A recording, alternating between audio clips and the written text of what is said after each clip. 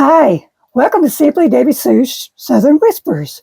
This is the first story in our series, and I hope you enjoy these stories as much as I had writing them. And each story will probably have a little introduction and a reflection at the end. So let's get right into the first story.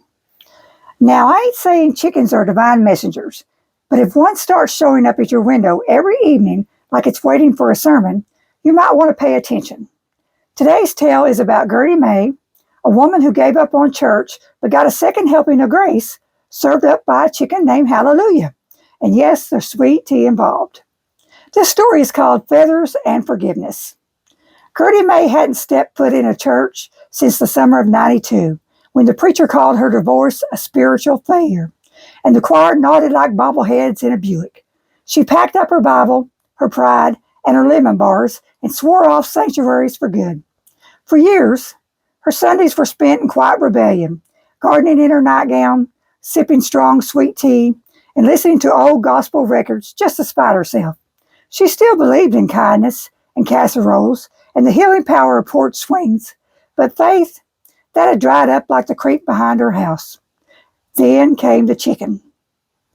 It wandered into her yard one Tuesday morning, bold as brass, pecking at her marigolds and strutting like it owned the place.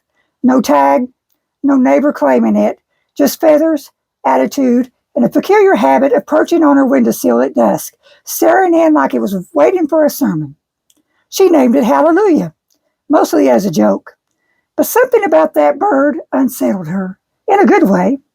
It followed her to the mailbox, clucked along to her humming, and once, when she cried over a letter from her estranged daughter, it nestled beside her like a feathered therapist. Weeks passed. Gertie May started talking to Hallelujah like she used to talk to God, rambling, honest, sometimes angry. And one evening, as the sun dipped low and the chicken settled in for its usual vigil, Gertie May whispered, "You know, I think I miss him."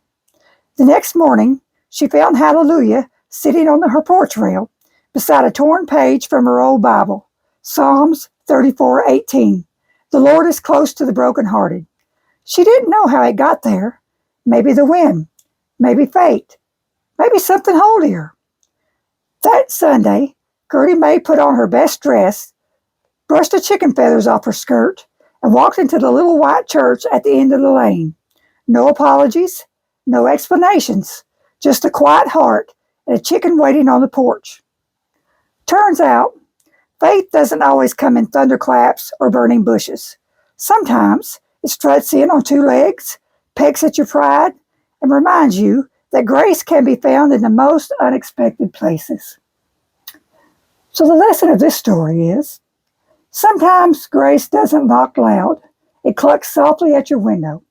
Gertie May's story reminds us that healing doesn't always come from pulpits or perfect people. It can arrive in unexpected forms: a stray chicken, a torn Bible verse, or a moment of honest reflection. The lesson here is that faith isn't about flawless attendance or polished prayers. It's about letting go of pride, opening your heart again, and realizing that God's love can find you, even when you stop looking. Forgiveness, both given and received, is the first step back home. I hope you enjoyed that story, and I hope you'll come back next week for another one. Thanks for listening.